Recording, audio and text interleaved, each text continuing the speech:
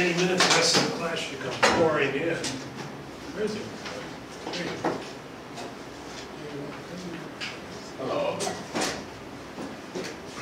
Okay. We got a few people. Sam Bolton. Wait a few more seconds. We don't want anybody to miss anything.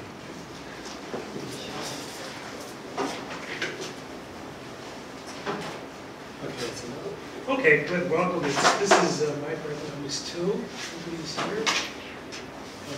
We've got 3 students last semester. I know 2 people went on to, so we had 9, 2 went on to exchange students. So there's 3 here. Welcome. This is the Microeconomics 2 second semester of Microeconomics, the fall-winter semester. My name is John Toffenmeyer. We are going to first have a class overview, and then have a review. Now I'm actually going to be going over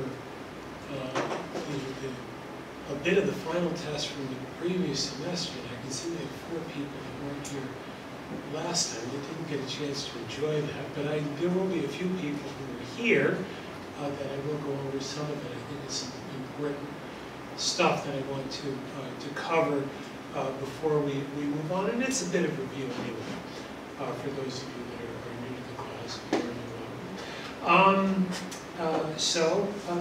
The big overview of the big picture of this class is we're going to spend a lot of time talking about market power. Market power is going to really be the center of this. The last semester we introduced the basic microeconomics, and we talked about the general background of perfect competition. We focus on perfect competition. Now we're going to extend those models into situations where there is not perfect competition, in fact where firms have market power. I mentioned last semester the word economics comes from 2 Greek words that mean how the house operates, and basically microeconomics is a study of things, how things work on a small scale. Last semester we talked about the law of demand, firms supplying goods, law of diminishing returns, household utility maximizing behavior, and a number of other things. As I say, a lot of this semester is going to be focused on how the world, how the real world actually works, and how the real world markets differ from the the competitive markets that we introduced last semester. As part of that, we're going to talk about the role of government in the economy, a little bit about labor markets and labor unions, cities, urban regions, and economic activities. Things like imperfect competition, monopolistic competition will be an important part of the things that we'll talk about. And at the end, we'll talk a little bit about the role of international trade in the global economy. Just to give you a quick overview of the class. You won't be required to purchase any text for the class. I will present you with the lecture notes after each class session. That will constitute the class text material. I will send it by email after each class, and then I just reminded myself, if you, well, just everyone, right? Please write your name and your email address down. I will be communicating with you by email throughout the semester. And as I say, after each lecture, I will be sending you the class lecture notes and from the previous lecture. And I likely will be sending you notes in advance of the class. Sometimes I'll be making changes at the last minute, so the lecture the lecture notes may be a little bit different, but I will from now on I will also be sending you the lecture notes in the following lecture in advance of the class, as I say, they may be a little bit different. I usually do make some change, or often make some changes to the notes before a new class. And as you can see, the camera is going on. I take this most of the class, and this is a little bit different. We have some, looks like some native English speakers in the class here. Most of the time we have students that are not native. So I take a video of this, which I post on YouTube for if people want to watch the lecture again. I have a YouTube channel that I've set up, and we'll be uploading the video of this lecture probably sometime early tomorrow. So that will be typical after each lecture. Grades will be determined by a mixture of assessments. I will be assessing your progress in the class at the midterm and after the last class, and exercise assignments. The two assessments, one should be roughly after the 7th week of the class, and one will be after the final class session. I don't give tests in class. I give tests. The assessments are done outside of class, and they are typically have tests where you have, I think, 4 days. Typically 4 days to do the test, so it's multiple days. So that's the basic. Those are the assessments. Those make up 30% each. The exercise assignments will make up 40%. Those are due most weeks, not every week, but most weeks. I will give some assignments, and I will grade those on. Basically, I grade the assignments a lot easier than I do the final and the midterm assessments. The purpose of the assignments are for you to keep up, both for you to keep up with the work, so you can keep working on the material, and so that I can see your progress. I can see whether you're making the progress that you're making on understanding the material. As I say, I grade that much lighter than I do the midterm and final assessments. And the purpose there, I want you just to keep up to date on that. The most important thing is I grade 5/12 on effort, 1/3 on timeliness, and 1/4 on accuracy. So that I want you to worry about getting it in on time, making an effort to answer the question the best you can, and the least I want you to worry about is whether you're getting it absolutely accurate. The most important thing is that you keep up with that. I will be giving you feedback on that, so it'll give me a sense to the kind of work that you're doing, and where you may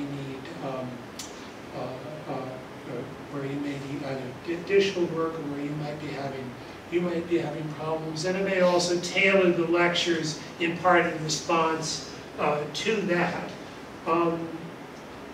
Let's see. Check on whether I might have changed this, but it's basically the assignments. The assignments that I'll turn in for the timeliness. If you turn it on time, I don't make any deduction, and then I make a deduction, a progressively greater deduction given how late the assignment is in. So you'll want to turn the assignments in on time in order to keep a high grade on that part of the class.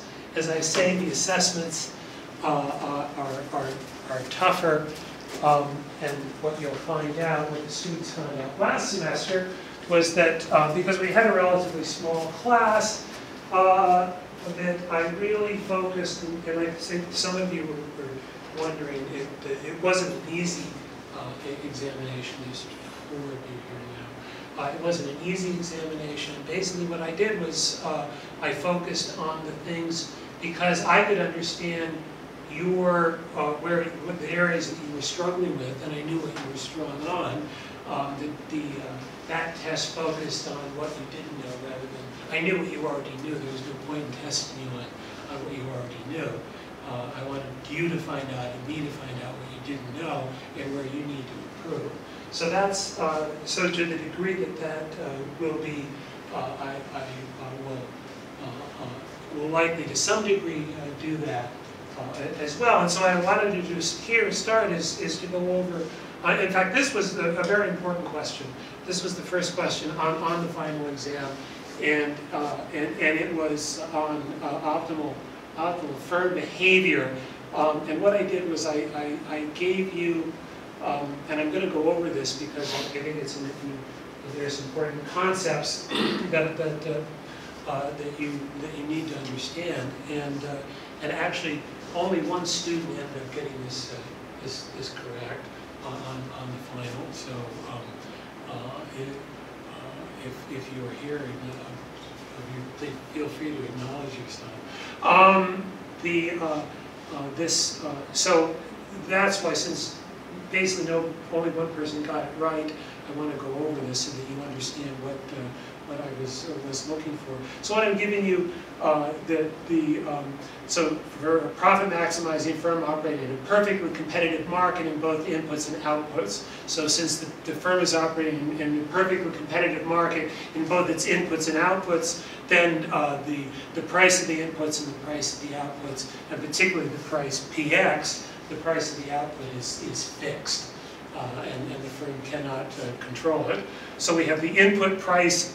So given this information to determine the following: the firm's profit maximizing output level QX, and the market price PX the firm faces for its output.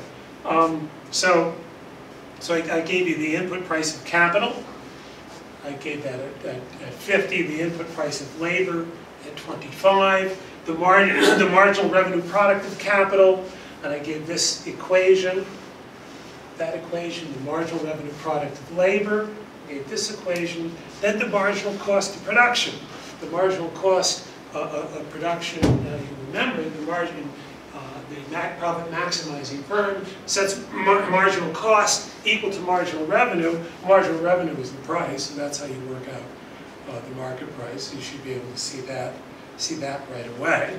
Now, that was the hint. I hinted very strongly in that last lecture. Perhaps if you went back and looked at it, you might have realized what I was trying to say.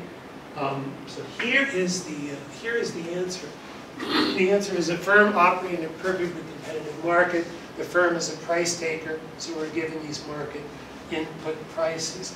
These are equilibrium prices of capital and labor. Their input prices, their equilibrium, they're taken as a given. We're not given the output price PX explicitly, but we know the profit maximizing condition is marginal cost equals marginal revenue. So I want you to do that. We're given the marginal cost, which must, when the firm is maximizing profits, be equal to marginal revenue. Then if the output level is profit maximizing, since the firm is operating in a perfectly competitive market for its output price, DX, the output price must be equal to the marginal revenue. So marginal cost equals 0.24 times QX equals the marginal revenue equals PX. So once we determine that, we can determine what the price PX by determining the optimal output QX. So we're given the marginal revenue products of capital and labor. These equations here. Okay.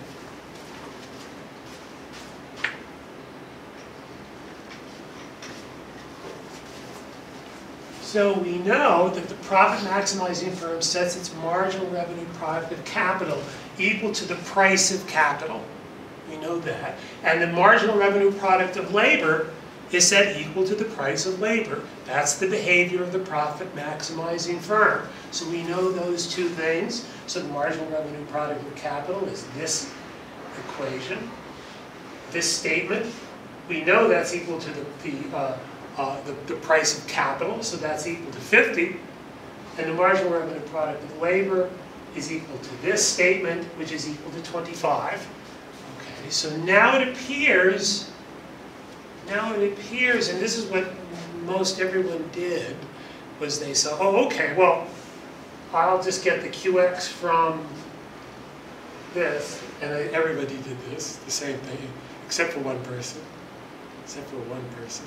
who went straight to it. Is that person here today? I don't think he is. I don't think they are. Which is a beautiful answer.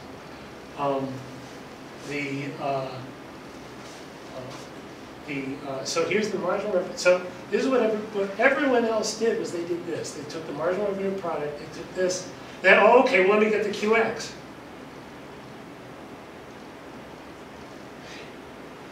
But the thing is, if you did this for both of them, and some of you did, you realize that they were different. So you get a different QX by taking this. And the problem is that we have two values for the optimal output level. So which one is the correct value? Well, the answer is neither. Neither one's the correct answer. And that's the thing. Neither one is the correct answer. And the reason is, and if you go back to my lecture, my video on the lecture, I was telling you I was going to have you look at the equilibrium condition for the equilibrium condition. And this is while it's true, this is true. This statement, both the statements are true, and they are true. And so people said, "Oh, okay, well, they're true, and then this must be true globally." And then they made the calculation. But the problem is that each condition is necessary. It's necessary for it to be equal, but in fact, the conditions taken separately are not sufficient for the firm to maximize profits. It's necessary, but not sufficient. And you should know that term from mathematics. That's a term that you encounter quite often in mathematics, is that you get a necessary but not sufficient condition for some type of optimum.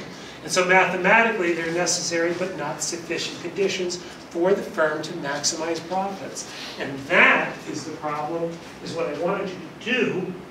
What I wanted you to do is realize what you needed to use was this. You needed to use this is the equilibrium profit maximizing condition of the firm. And in equilibrium, the firm sets these two ratios. The ratio of the marginal revenue product of capital to the price of capital, and the marginal revenue product of labor to the price of labor equal. So they're set equal. So you say, well, wait a minute, where is that? Now, what we have to realize is that if we go back, and this is what I wanted you to see, to be able to see, is that you had marginal revenue product,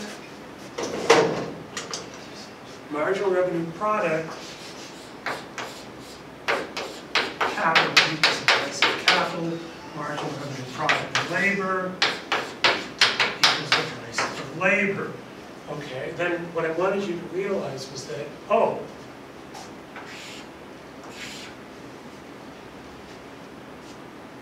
that's what I wanted you to see. That's what you needed to see, was you needed to say, oh, okay, well, I've got the ratio.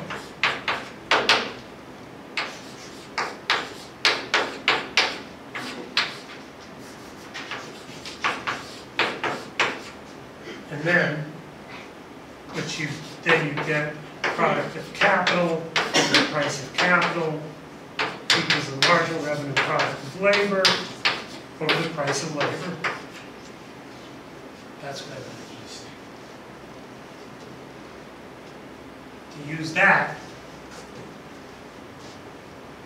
as I said, one person saw it. So this is the kinds of things that I want you to be able to train yourself to learn how to do, and to see these relationships in problems, and to see through them, to be able to see through them and get right to it and see what the answer is. So when you do that, when you take this relationship and you see where it exists there, then you simply set, because that's the profit maximizing condition, then you end up with this.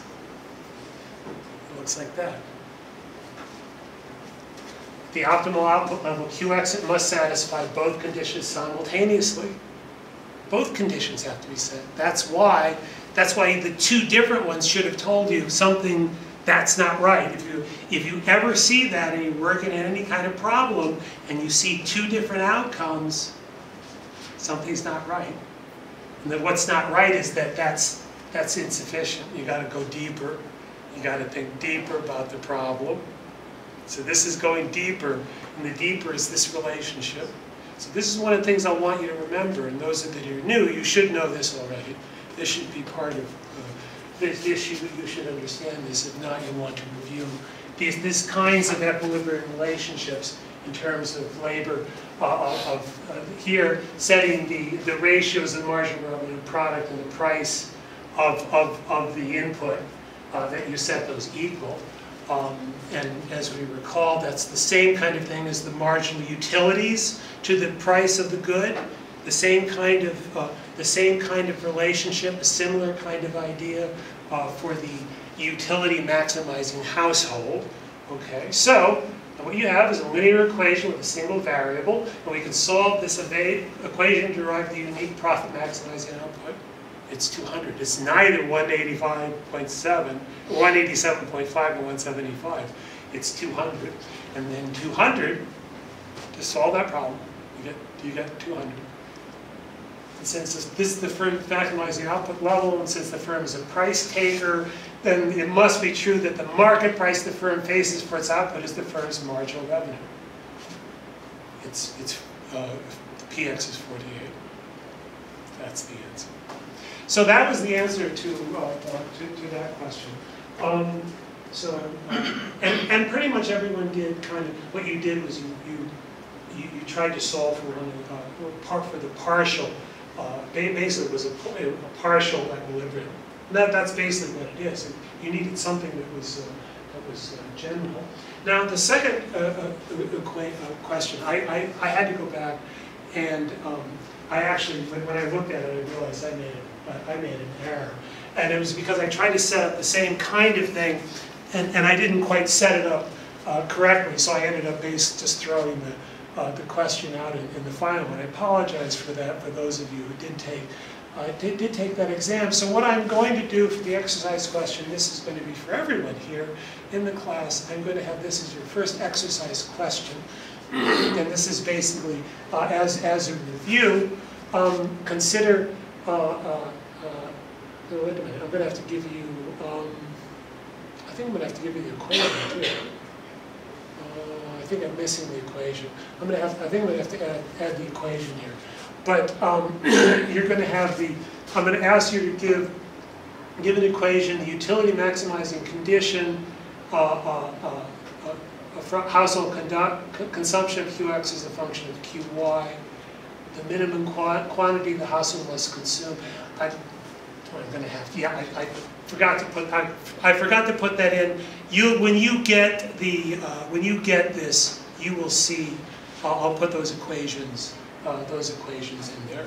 But that will be your just a heads up on your exercise 1 question. I'll go over the rest of these quickly because we do have people in the class that did not take this examination. But I did cover. I had decision making by the firm on question 3. And the big thing, what I did was I gave you a table that showed the number of part-time employees and the sales, the total sales per employee in each hour. And then I gave worker shifts, and what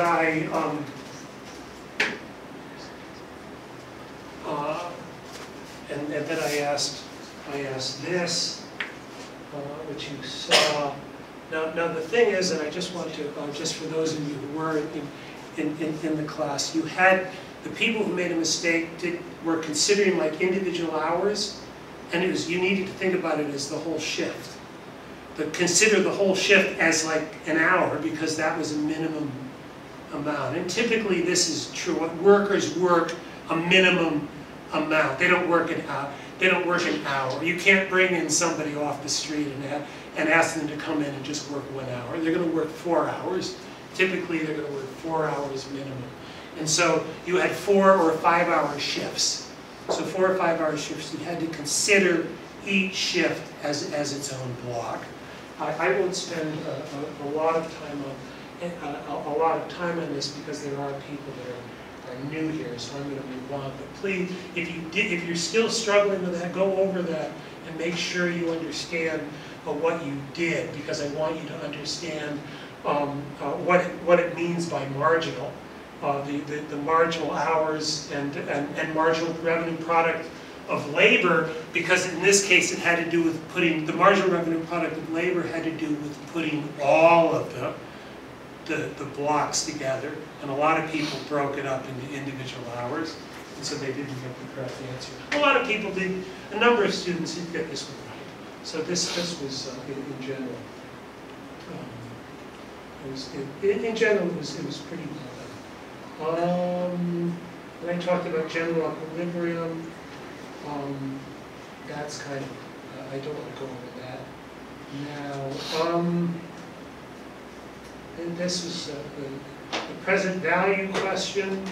I'm trying to think of, I mean, this is just pretty basic stuff. Some people made some pretty basic errors on it, that if you did struggle with this, it's important for you to understand, to go back and make sure that you understand what this is and why these are the answers, why these answers are correct, to understand what present value means. To understand what present value means, just make sure that you understand this, because these are a very important concept. It's a very important concept in economics, is to understand present value, especially if you're going to be valuing assets. And this is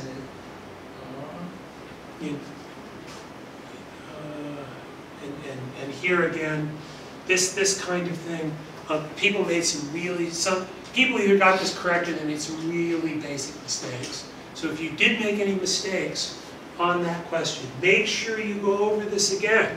Make sure you go over it and you understand this. You understand what you did wrong, and that's the most important thing about learning, is understanding what your mistakes are.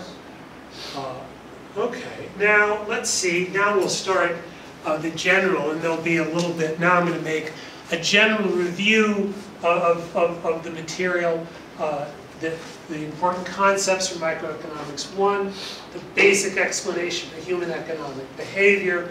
One is more is better. That's more is better. The utility, that's the utility of consuming some good X. If we consume more of it, one more, then we have more utility.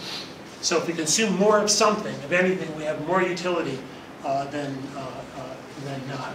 Now obviously this isn't the case of, say, if you're drinking too much alcohol or something and you consume one extra, well, that's not necessarily the case. But for most goods this is the case, that if you do have one more, it's better. However, consuming each additional unit of the same good provides us with less satisfaction than did the previous unit consumed of that same good. So the marginal utility of consuming one more unit of the good is less than the marginal utility of consuming C plus 1 units of the good is less than consuming C units of the good. So that's your diminishing marginal utility. And as we recall, diminishing marginal utility means downward sloping demand curve. That's very important to connect diminishing marginal utility with downsloping demand curve, which of course that's the law of demand, and a very, very important concept in economics. Households consume a combination of goods, say M goods, that maximizes their utility subject to their income. So this is just a statement of household behavior, that households consume some number of goods such that the price of each of the goods times the quantity they consume of the goods is their income. So we were looking at models that did not discuss savings. We didn't talk about savings. Here is the marginal utility equilibrium condition. Remember what we just talked about a moment ago at the firm? I'll go over that again in a moment. But this is the marginal, this is the equilibrium condition for a utility maximizing household. That the ratio of the marginal utility to the price equals the ratio of the marginal utility to the price of another good, of an X and a Y. And remember, the thing about that, we can rearrange that equation and get some Px over Py, and I can tell you that I paid 140 for this and 110 for this. Well, that means that my utility of this must be 140 to 110. That's the ratio of the marginal utilities. That's exactly what that ratio means. You could take two goods, this costs 140, this costs 110, I just bought them. That must mean this must have more utility. And at this time of the day, because I'm trying to stay awake, I need to stay awake, so yes, I need more of this rate. So yes, I was willing to pay for that, a little bit more for that. But that's the idea. That's what the idea here is. Okay? Now,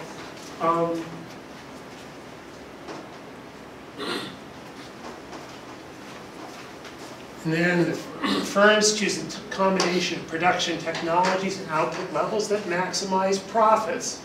And profits are the difference between revenue and costs. So that's maximizing profits.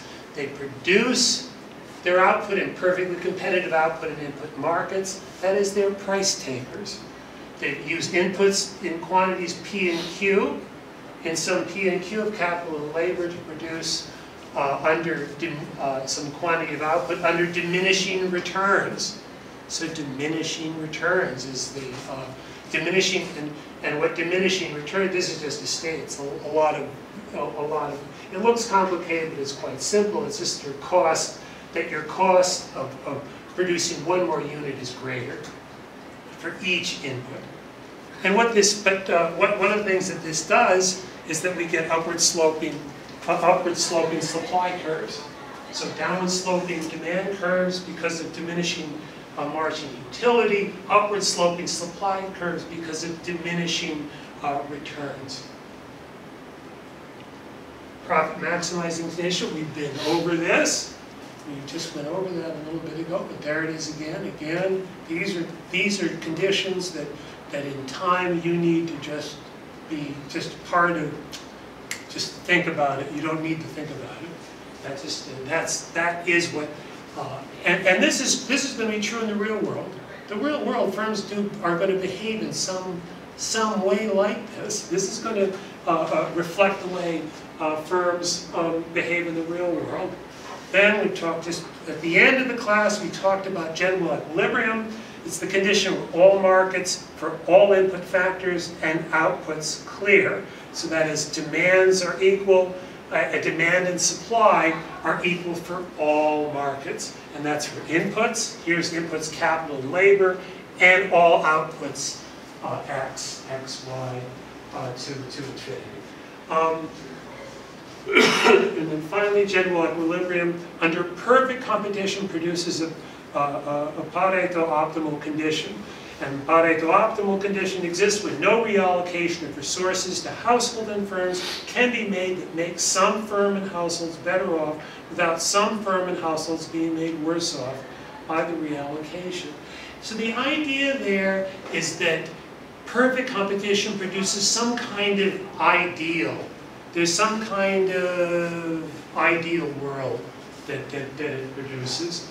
And what we're going to show now, what we're going to talk about this semester is we're going to go now and talk about market power, where we begin to move away from perfect competition.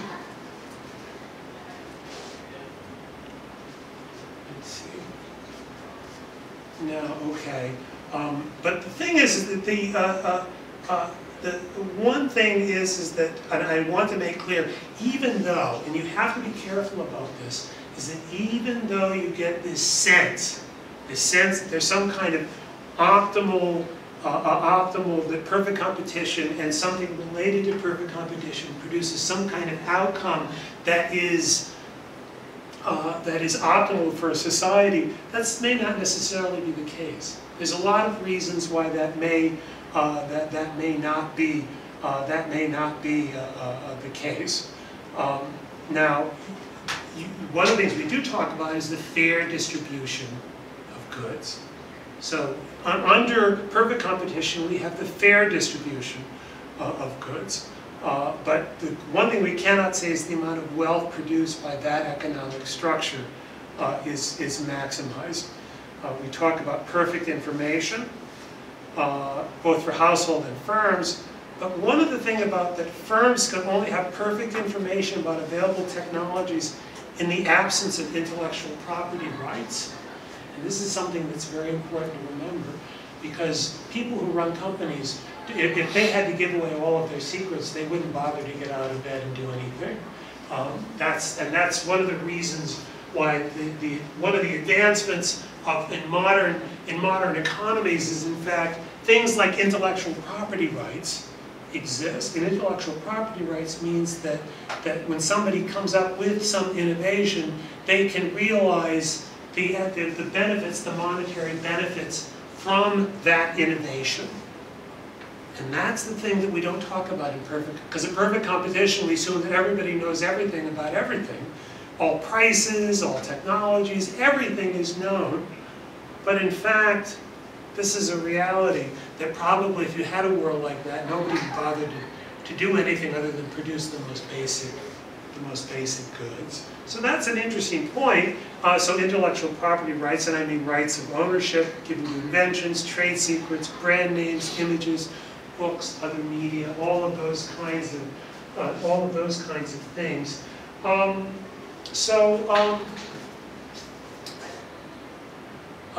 This is just basically the argument that I'm making.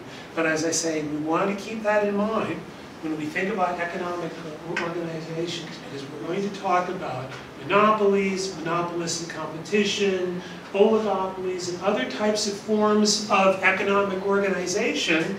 And these all, in fact, produce a world that is different from perfect competition.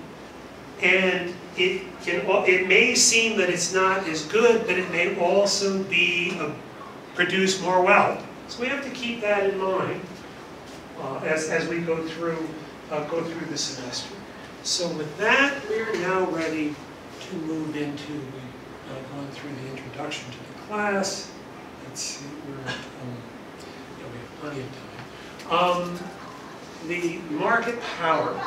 Market power, and we're going to look at firm market power in this part of the diagram, firms supplying goods in output markets. And we're going to look at firms having market power and what market power means. Market power, as I say, is before we do that, we'll just very briefly go over perfect competition. So firms operating in perfectly competitive markets are price takers in both input markets and output markets. That means they have no control over the price they pay for inputs, and they have no control over what they receive for their output that they sell to their customers. The only control that firms in perfectly competitive markets have is the amount of output they decide to produce. So in order to study the behavior of firms controlling the level of output and with no control over input and output prices, we assume that firms face upward sloping marginal cost curves. So that's an upward sloping marginal cost curve. So these are the input price, output price. We assume those are fixed. And then we have an upward sloping marginal cost curve that then tells us, because the cost curve is upward sloping, and the interesting thing about that is that if your input prices are all this, well, how do you get an upward sloping marginal cost curve? It's an interesting question. It's kind of the answer is kind of fuzzy. Once the firm kind of gets bigger, or something happens, and marginal costs rise.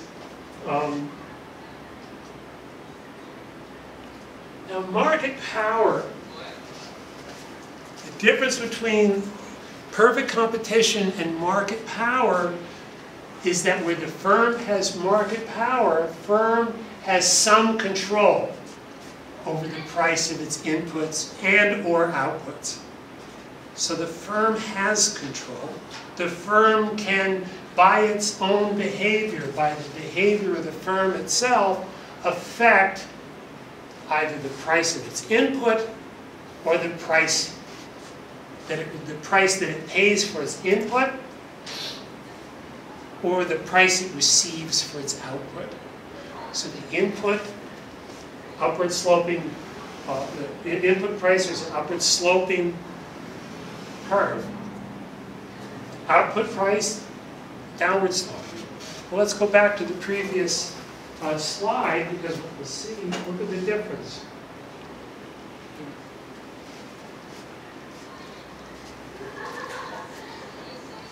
So you say, well, what's going on there? Because, well, now that it's upward sloping. That means the more that they produce, the more the input that they buy, the more they have to pay. The more it costs for each unit. The effective price increases. The more their output, the more they produce, the more their output price declines. That's a firm with market power. Market power, the firm faces upward sloping input prices and downward sloping output prices. Now we'll see that's the basic thing. Well, how does that? Then we have to think about, well, how does that do that? And also what that means is, what that suggests, if we think about that, intuitively, what that means is that a firm facing relatively more inelastic input supply and output demand, this is less elastic, this is more elastic. If it is a less elastic output price and less elastic input price, the firm has more output power than it faces a more elastic input and output price. That means they have more control. That means that the small, and the intuition is, and we'll see this when we look in more detail at that, is that the quantity, when the firm can adjust the quantity, the adjustment, a smaller adjustment to quantity produces a bigger adjustment to the price of the, for example, look at the input. And this is when the firm wants to pay the lowest price for its input. Now, if you're perfectly competitive, you're facing a flat cost curve. You're facing a flat input price. Here it's upward sloping, so that means if it's less elastic, by making a smaller adjustment, I can have a big impact. I want to buy the input at the lowest price possible. And this is typically what happens if a firm has market power in labor markets. They want to pay their workers the less as possible. If the price of labor is more elastic, then by adjusting their output, reducing it by a smaller amount, they can force wages down than if it's more elastic. Same thing with output. If it's a less elastic demand, then less reduction in output means a bigger increase in the price. So the firm wants to get as much as possible for its good, as long for the quantity that it produces.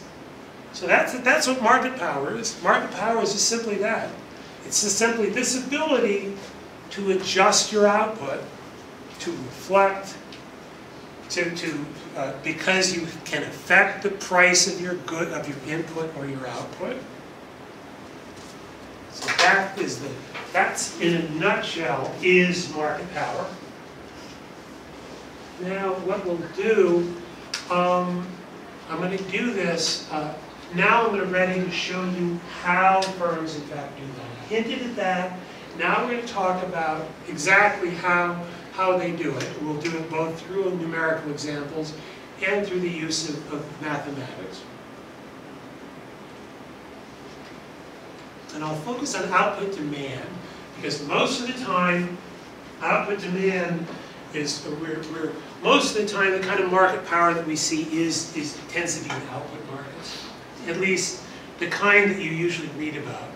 Input markets, it's usually, not always, but it's usually going to be labor markets. And certainly we'll look at that because that does have an impact on how firms behave.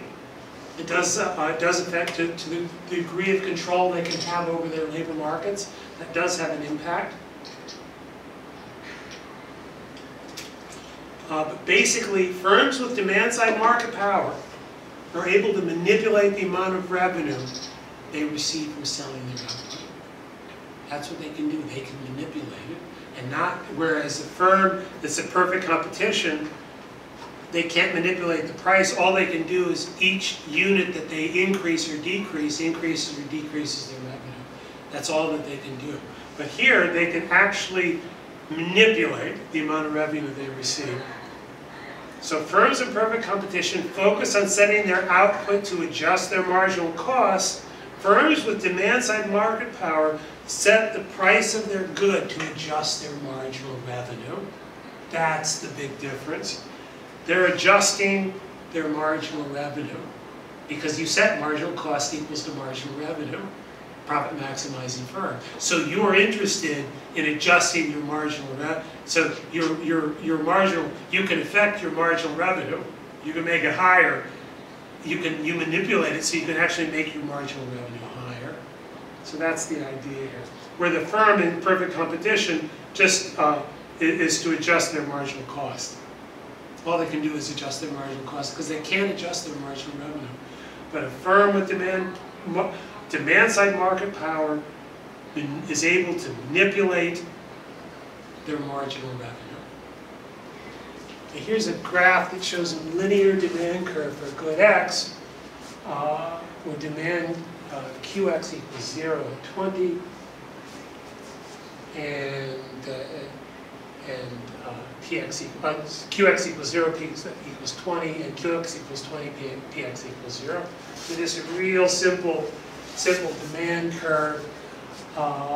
So what I'm doing here is that this is, if you're a firm with market power, you face a downward sloping demand curve. You face a downward sloping. The consumer has a downward sloping, or the industry has a downward sloping demand curve, but under perfect competition, each individual producer just faces a flat curve, a flat demand curve. But the firm with market power has a downward sloping demand curve. So since they have a downward sloping demand curve, we can see that they're interested in what their revenue is. So if they set their price here, and they get 36, they set their price here, they get 64, 84, 96, 100, and you can see there's some point where they're maximizing their revenue.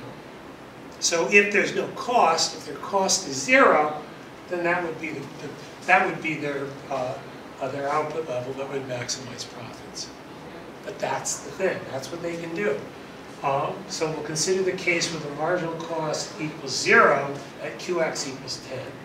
So if the marginal cost equals 0 at Qx equals 10, we'll consider that case. But you can see at Qx equals 10, it's 100. That's maximizing the revenue. But that's what the firm can do. The firm, in that case, if they face a downward sloping demand curve, they can affect the price.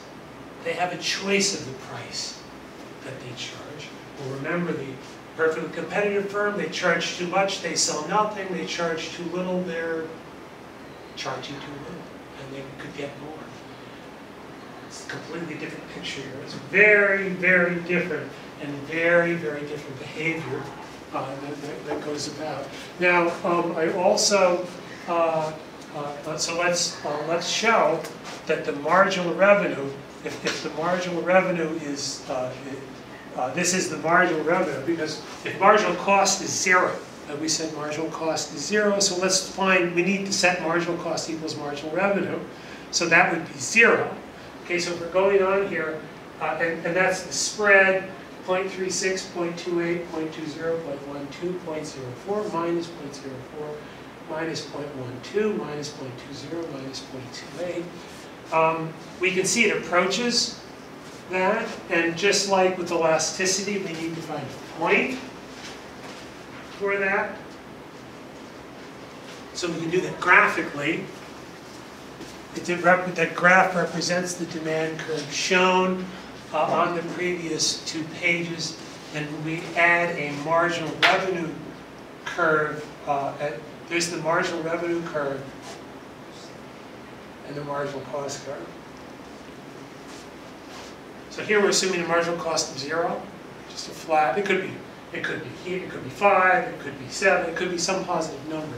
But the point here is that one of the points here is we've got, this is the demand curve, this is the marginal revenue curve. Marginal revenue, again, downward sloping, and it's below the marginal, below the demand curve. There's the marginal revenue curve.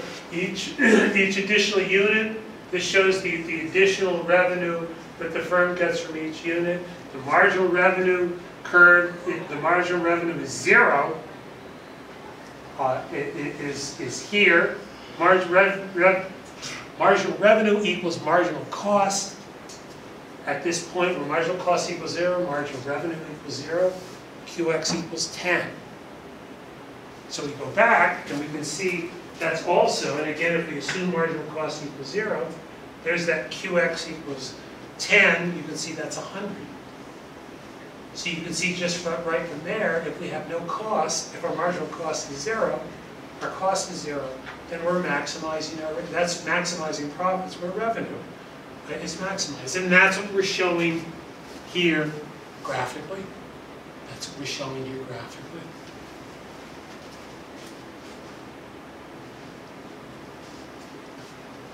And let's compare that behavior with perfect competition. So you can see that here's the behavior of the firm, just to remind you, in perfect competition, where you have an upward sloping marginal cost curve, flat marginal revenue, flat marginal revenue, here's your marginal cost curve. The firm is setting marginal cost equals to marginal revenue. They can only control, they face, but you can see the marginal revenue curve is flat. The firm with market power faces a downward sloping marginal revenue curve. It's completely different behavior. It's a completely different situation. Now notice I've set the marginal cost here as flat. That doesn't. I could set a marginal cost curve like this. You know, I could set it like that, and the analysis would not change. I'm just doing this here just so we can focus on the behavior of the marginal revenue. But we could have an upward sloping marginal cost curve, and it would. You would still have the same kind of behavior. You'd be setting marginal cost equals to marginal revenue. Well,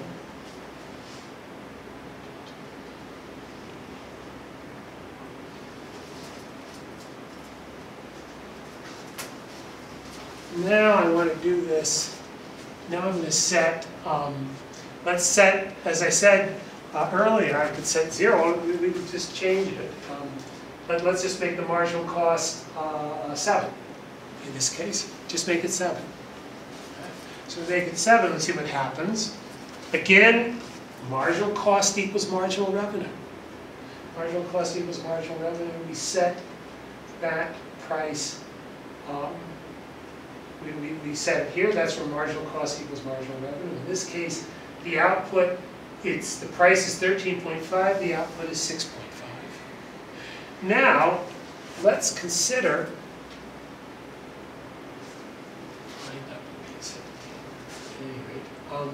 What would be the behavior if the firm, if the firm is in perfect competition?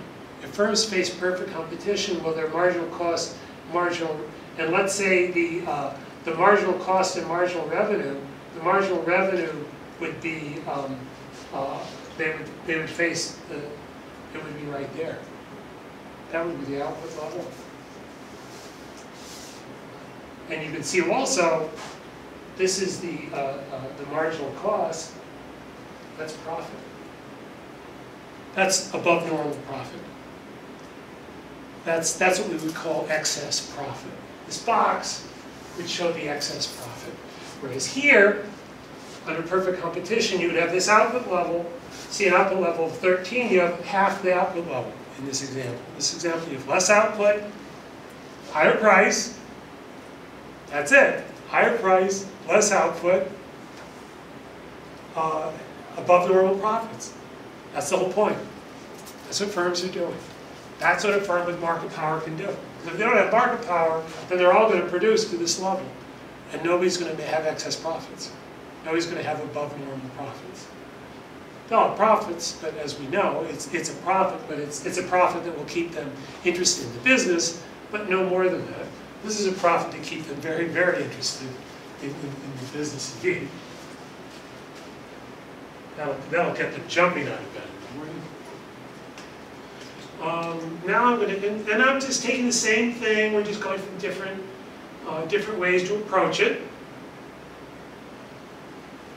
so that you can see graphically, numerically, mathematically. We're going to go into the same thing, approach it from different angles so that you can just see how this works. In all these different ways end up with the same answer. So this is based on the demand curve on the previous page. We're just taking that now, we're putting it into a graph. The marginal revenue is made explicit for each change in price and quantity, and the total cost and total profit are also made explicit. Here's total cost, total profit. I'm just making all of that very specific. Remember when I said 13, profit is 0? That price earlier, this would be the outcome in perfect competition. This would be some market outcome. If there were many firms, perfect competition, that would be the industry output and the profit level. Here the firm, market power, and they have a profit that's there. So it's actually, but we know it's actually maximized at 13.5 and 6.5, and here it shows 13 and 7.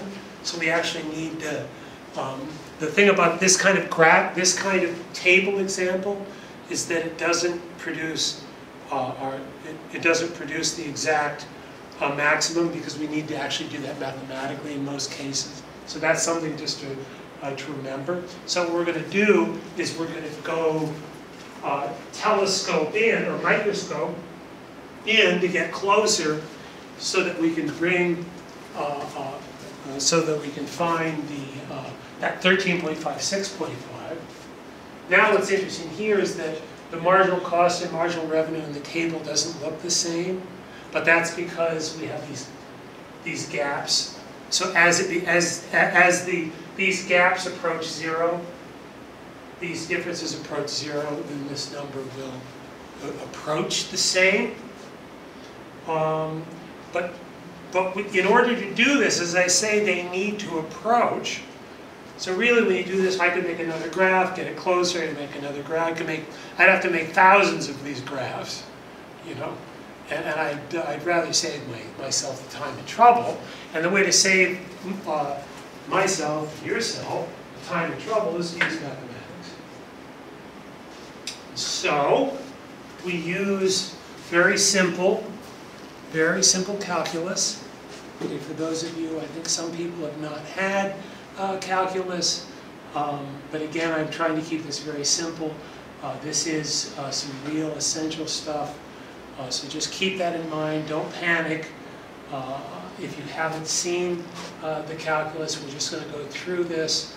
The use of simple calculus, and we'll do this through the following steps. Begin. So this is all the same. Now we're taking exactly the same thing as we've done before. All of this before, but now we're going to make it mathematical.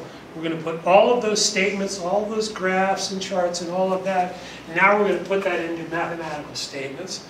And the great thing about a mathematical statement is once you have a clear, concise, and correct statement that's reflecting what we saw earlier, then what you end up with, then you can manipulate it, and you can use the tools and the power of mathematics, and in this case calculus, in order to derive the optimal behavior. So we have this is the demand curve, Qx equals 20 minus Px, that is the demand curve. Note you could also switch that around, Px equals 20 minus Qx, it's the same thing.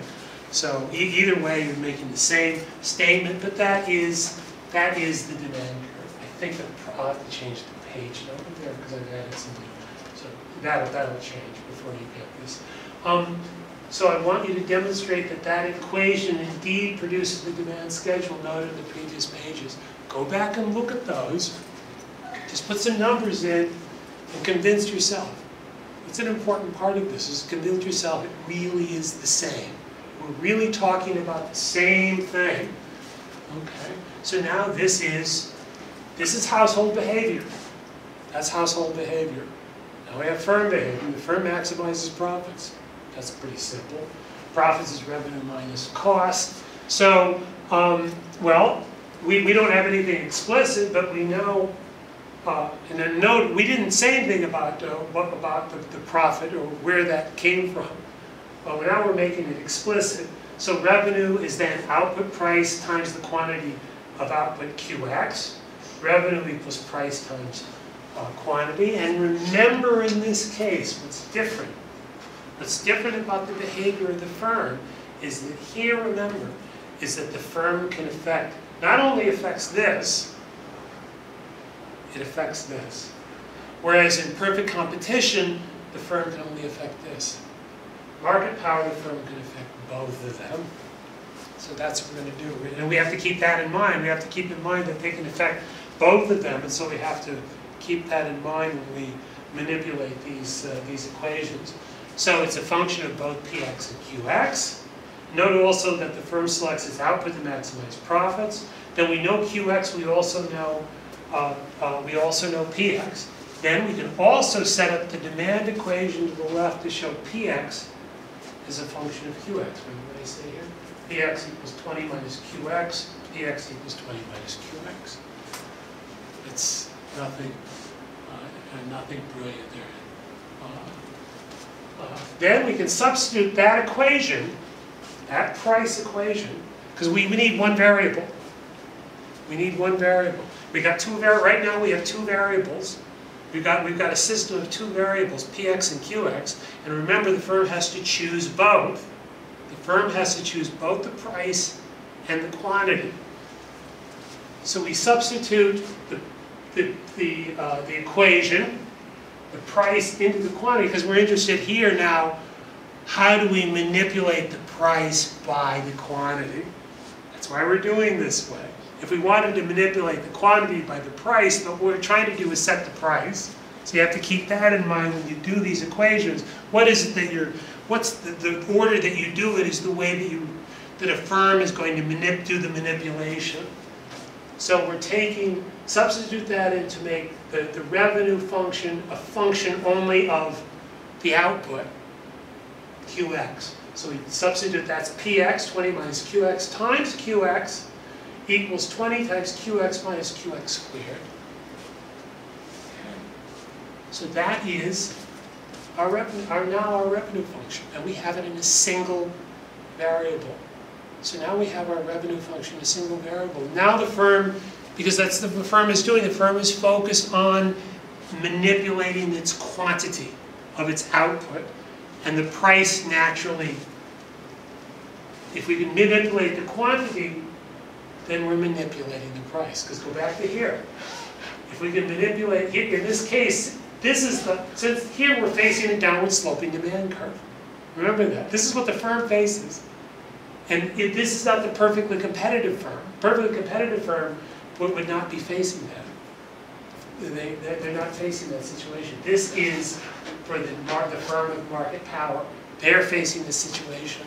So that's it. So if they can control the quantity, they can control the price.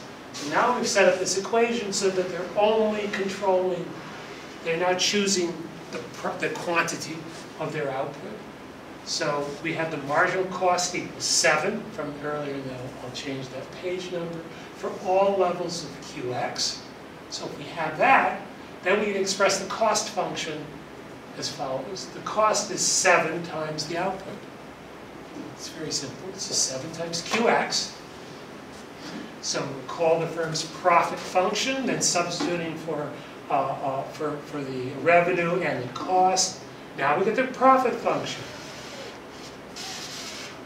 And we end up with profit equals 13 times QX minus QX squared. That's the profit. So that's the profit. Now we have the profit function. Now we have a profit function. We know the profit the firm makes with the output level. And we have one variable. The profit is, the profit of X equals that. And now we know that. So that now all the firm has to do is, the firm wants to do is maximize this. The firm knows, well, this is my, if I output this, that's the profit I make. Well, I want to maximize this. What quantity of output maximizes that? So it's very simple. It's some type of, you've got some type of curve that looks something, since it's in it's a second order, one of these. We've got a second order function here. So it just simply looks something like that. Okay. Now, even if you don't have calculus, what you'll know is that this is some QX. There's going to be some QX. This is the profit. This is your profit function of X. Profit from producing X. That's QX. Your profit's going to rise at some point, and beyond some point it falls. Well, the firm wants to make the most money as possible. Firms exist to maximize profits. That's our assumption of firm behavior. We know that from calculus that the maximum point is some point where the slope of this curve is equal to 0, where the slope is 0. And so that's what we want to do. We want to find, and what calculus enables us to do, is to take this curve and find that point that maximizes output. And we do that by taking the first derivative. The first derivative of this function will tell, and then setting that equal to 0, tells us the profit maximizing point. So here is the first derivative. It's 13 minus 2 times QX.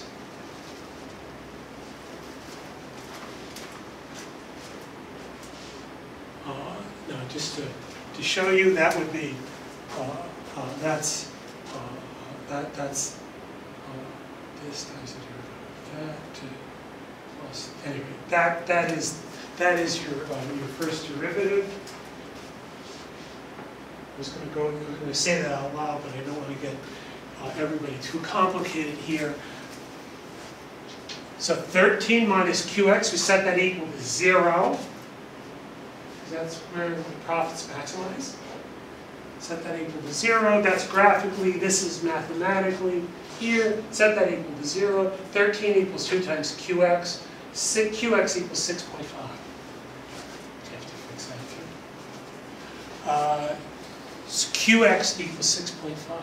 So profits are maximized when QX equals 6.5. Well, let's go back here. Remember what we showed?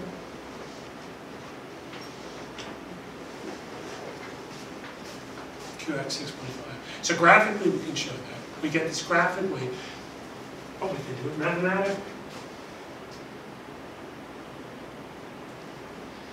So what I'm doing is I'm showing you different ways to approach it. You can do it graphically, you can do it mathematically. You can get the same answer. And we're doing the same thing. And remember, we substitute the QX into the demand equation because PX equals 20 minus QX.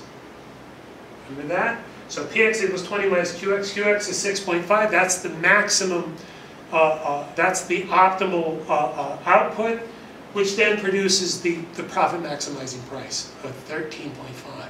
That's exactly what we showed earlier. It's exactly the same thing. Exactly the same output.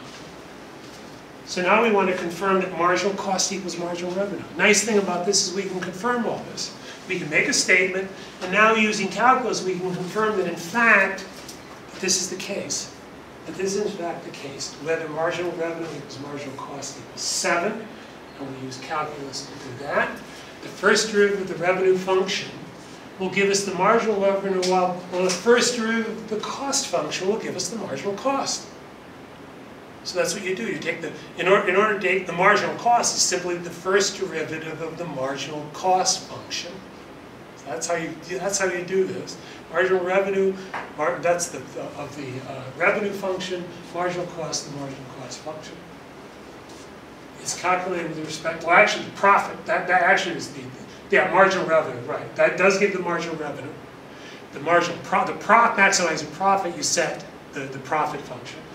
So that's marginal revenue, marginal cost. In both cases, the first derivative is calculated with respect to the output quantity, QX. Because the firm with market power adjusts its level of output to maximize profits. I'm going over this over and over and over again because this is the way it's going to sink in. Different ways, different approaches. Okay. Then it finally starts sinking in. So we begin the revenue function. Here's the revenue function. Remember, we want to show that marginal cost equals marginal revenue. Here's the revenue function, 20 times QX minus QX squared. So 20 minus QX squared. The first derivative of Rx with respect to QX is 20 minus 2 times QX. That's the marginal revenue. This is the marginal revenue for any output level of QX. That's marginal revenue. That's the first derivative.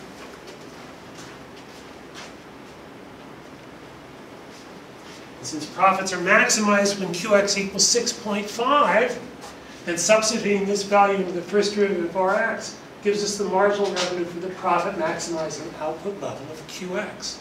So let's just substitute 6.5 in. That's the QX. That was QX. 6.5 times 2, 13.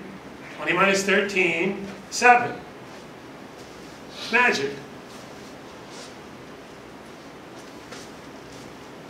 That's it. Then that's the marginal revenue, and we know the marginal cost is 7. Oh, actually I have to calculate that, which is pretty simple in this case since it's linear. The cost is 7 times QX, so the first derivative is simply of 7 times QX with respect to QX is just 7. That's it. That's the first derivative. So now we're showing there is the marginal cost, marginal revenue. Marginal revenue is 7, marginal cost is 7. That's what happens when we maximize behavior. Marginal cost equals marginal revenue. So now we've shown that. Now we've shown that a profit maximizing firm with market power, when they set marginal cost equals marginal revenue, they're maximizing profits, they're getting positive profits, and we're confirming that marginal cost equals marginal revenue. It's all done mathematically. Now you know what that means. So you will, I'll give this some numbers as an exercise so that you'll be able to do this yourself. When you work this out, this will start getting this in your mind, what's going on here. And you'll be able to understand this and begin to start thinking like that, and to realize, in fact, that we're not just making stuff up. This is real. A firm that has this kind of behavior faces that kind of constraint or that kind of behavior. Let's see here. Because I finished the lecture. Wow. I may have to let you go early.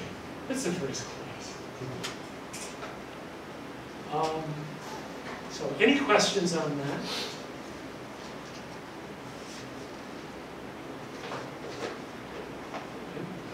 Yeah, that's it. So I will be sending this to you. I have all of your addresses here. I'll be sending all of this to each one of you. This, and as I say, you will have.